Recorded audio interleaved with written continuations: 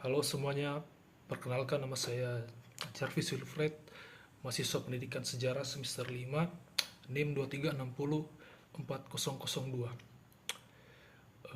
Video ini saya buat sebagai bahan atau tugas dari mata kuliah media pembelajaran sejarah yang diampu oleh saya sebut dengan hormat Dr. Anda Meka Imbar MPD beserta Pak Akbar SPD MPD dan Pak Rufer Haryanja SPD MPD. Pada podcast kali ini saya mau membahas materi terkait sejarah peradaban Barat. Kenapa topik ini saya rasa penting?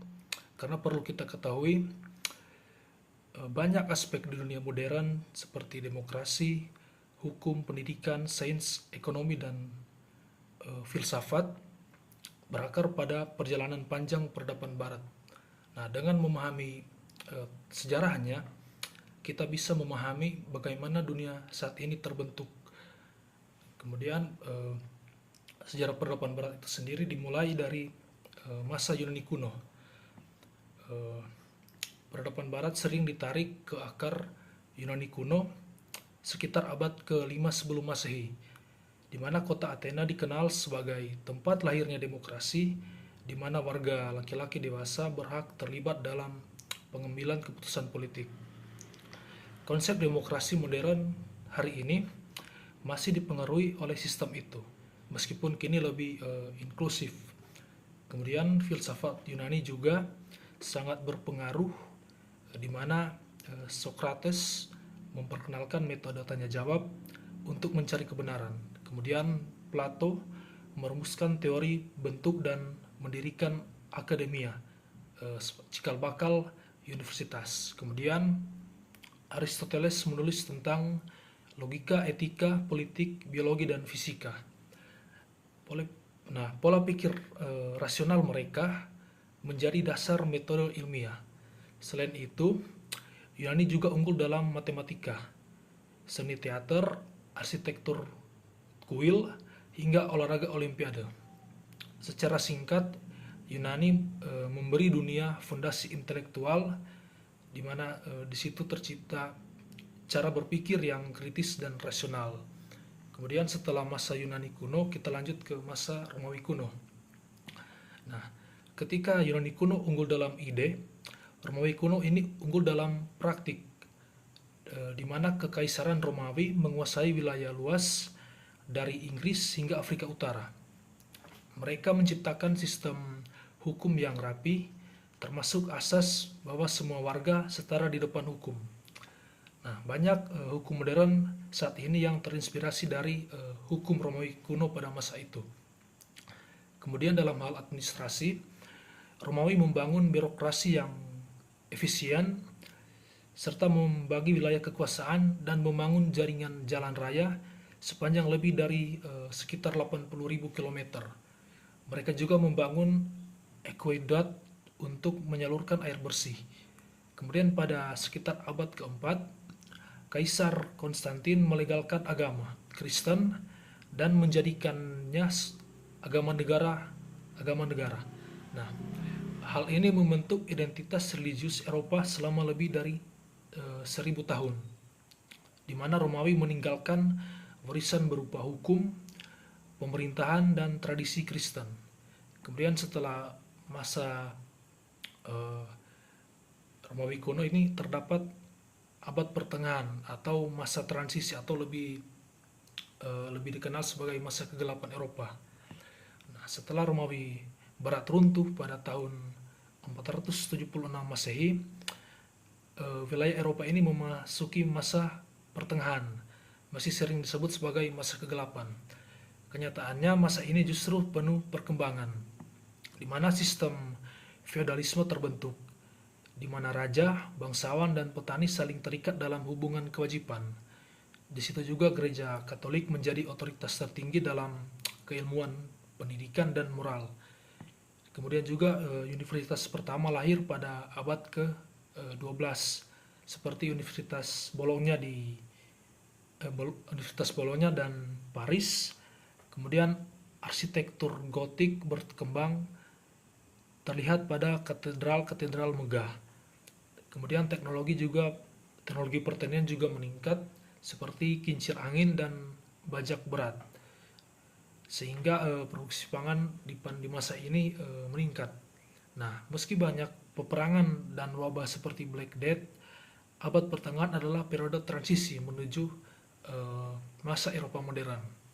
Nah, kemudian setelah masa abad pertengahan, kita lanjut ke masa Renaissance atau bisa kita sebut kebangkitan seni dan ilmu.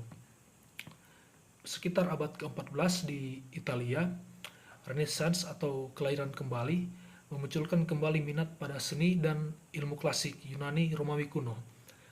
Dalam seni, lahir tokoh seperti Leonardo da Vinci, Michelangelo, dan Raphael. Mereka menghasilkan karya dengan teknik perspektif, proporsi manusia, dan realisme tingkat tinggi. Kemudian di bidang ilmu, tokoh seperti Copernicus dan Galileo mempertanyakan pandangan lama bahwa bumi adalah pusat alam semesta. Mereka mendorong penggunaan observasi dan eksperimen sebagai dasar ilmu pengetahuan. Renaissance juga melahirkan humanisme yang menempatkan manusia sebagai makhluk rasional yang mampu berkembang. Kemudian periode ini juga membuka jalan bagi revolusi ilmiah dan perubahan besar dalam cara manusia memahami dunia. Kemudian lanjut setelah masa Renaissance kita beralih ke masa reformasi gereja atau perubahan dalam keagamaan Kristen.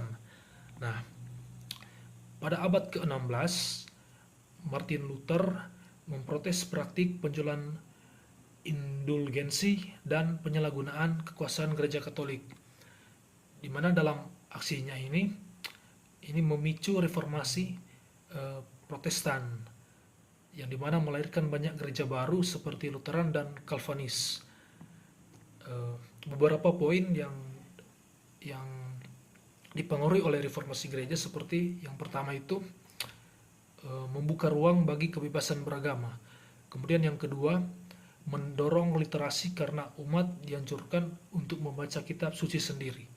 Kemudian yang ketiga, melemahkan kekuasaan gereja dan memperkuat negara-negara modern.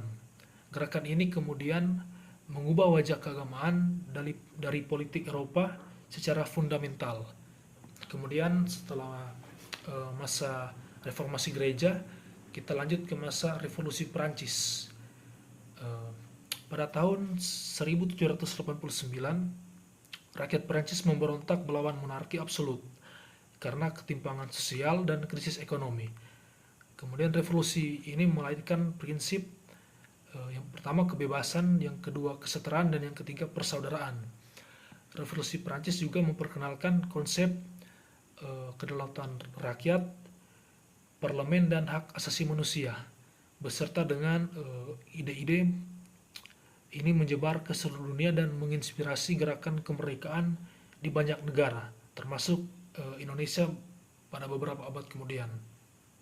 Kemudian pada bagian terakhir yaitu revolusi industri atau bisa disebut awal mula dunia modern. Revolusi industri dimulai di Inggris pada abad ke-18, di mana revolusi industri mengubah cara manusia hidup, yang mana mesin uap, pabrik tekstil, industri kereta api, dan kapal uap mengubah ekonomi agraris menjadi ekonomi industri. Kemudian juga urbanisasi meningkat pesat. Produksi massal melahirkan sistem kapitalisme modern. Nah, revolusi industri juga membawa dampak sosial, seperti munculnya kelas pekerja pabrik, isu upah, hak buruh, dan perbaikan kondisi kerja. Nah, teknologi berkembang sangat cepat sejak periode ini, hingga akhirnya membawa kita ke era modern yang serba mekanis, digital, dan terhubung. Nah, dari perjalanan tadi, kita bisa melihat bahwa peradaban Barat dibentuk oleh rangkaian perubahan besar dari ide-ide Yunani, struktur hukum Romawi, pengaruh gereja, kebangkitan seni dan ilmu, nilai-nilai demokrasi, hingga revolusi teknologi. Semua itu terbentuk atas dasar semua itu membentuk dasar dunia modern saat ini. Kemudian mempelajari sejarah peradaban barat itu membuat kita memahami mengapa masyarakat, negara dan teknologi modern ini berkembang seperti sekarang. Nah, harapan saya semoga materi ini dapat bermanfaat dan membuka wawasan baru kepada kita semua.